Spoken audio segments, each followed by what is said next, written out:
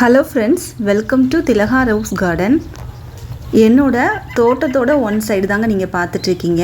இது நொச்சி மரம், அது பக்கத்துலேயே சீத்தாப்பழம் மரமும் மருதாணி மரமும் இருக்குங்க. இப்போ தான் காய்க்க ஆரம்பிச்சிருக்கு. 2 வருஷம் ஆச்சுங்க இந்த பழம் காய்க்கிறதுக்கு. பார்க்குறதுக்கே எவ்வளோ அழகாக இருக்குது பார்த்தீங்களா. இந்த பழத்தில் நிறைய மருத்துவ குணம் இருக்குங்க. இந்த பழத்தில் பார்த்தீங்க அப்படின்னா கேன்சரை தடுக்கக்கூடிய சக்தி கூட இருக்குது அப்படின்னு சொல்கிறாங்க. இனிப்பாக இருக்கக்கூடிய இந்த பழத்தை சுகர் இருக்கிறவங்க கூட சாப்பிட்லான்னு சொல்கிறாங்கங்க. உங்களில் எத்தனை பேருக்கு இந்த சீத்தாப்பழம் பிடிக்கும் அப்படின்னு கமெண்ட் பண்ணுங்கள். என்னோட குட்டி பொண்ணுக்கு பார்த்தீங்கன்னா இந்த பழம் ரொம்பவே பிடிக்கும். அவளுக்காக தான் இந்த மரம் வச்சேன். இடம் இல்லாதது காரணத்தினால நான் கொஞ்சம் பக்கத்தில் எல்லா மரங்களையும் வச்சுட்டேங்க. அதனால் இந்த காத்தடி நேரம் பார்த்திங்களா, அந்த காய்கள் எல்லாம் கருத்து போகுதுங்க. அந்த கிளைகள்லாம் உரசி காய்கள் எல்லாம் கருத்து போகுது. அதனால் கொஞ்சம் கிளைகளையும் இன்றைக்கி ஒடிச்சு விட்டுருக்கேன், காத்தோட்டம் இருக்கணும் அப்படிங்கிறதுக்காக. கொஞ்சம் வெயில் பட்டால் இன்னும் கொஞ்சம் காய்கள் நல்லாவே பிடிக்கும். இந்த சீத்தாப்பழ மரத்துக்கு நான் என்ன உரங்கள் கொடுத்தேன் அப்படின்னு தான் இன்றைக்கி உங்கள்கிட்ட ஷேர் பண்ண போகிறேங்க. நம்ம எப்போவுமே வாழைப்பழத்தோலை தூக்கி போடாமல் அதையுமே நம்ம மக்க வைக்கலாங்க. மண்ணோட மக்க வச்சு செடிகளுக்கு கொடுக்கலாம். அப்படி இல்லைன்னா நீர் உரமாக நம்ம ரெடி பண்ணலாம். அரிசி வடித்த கஞ்சி, அதுக்கப்புறமா நம்ம அரிசி கழுவோம் இல்லையா, அந்த தண்ணியையும் நம்ம எடுத்து வச்சுக்கலாம்.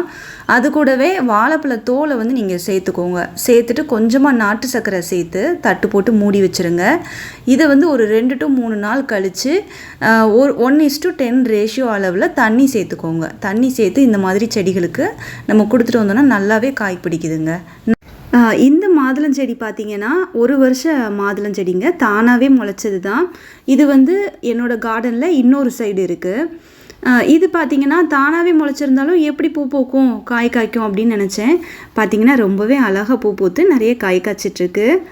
நான் சீத்தாப்பழத்துக்கு என்ன உரம் கொடுத்தனோ அதே தாங்க இந்த மரத்துக்கும் கொடுத்தேன். வாழைப்பழ தோல் உரம் தான் கொடுத்தேன். அந்த உரம் பார்த்திங்கன்னா எல்லா செடிகளுமே, அதாவது பூ பூத்து காய் காய்க்கிற எல்லா செடிகளுக்குமே நல்ல ஈல்டு கொடுக்குது. நான் பயன்படுத்தின இன்னொரு உரம் பார்த்திங்கன்னா எப்சம் சால்ட்டுங்க. நான் ரீசெண்டாக தான் எப்சம் சால்ட் வாங்க ஆரம்பித்தேன். அதுவும் ரோஸ் பிளான்ட்டுக்காக தான் வாங்க ஆரம்பித்தேன். அதை நான் எவ்வளோ பயன்படுத்தினேன்னா 1 ஸ்பூன் அளவு எப்சம் சால்ட் 2 லிட்டர் தண்ணியில் நல்லா கரைச்சிட்டு ஸ்ப்ரே பண்ணி விட்டேங்க.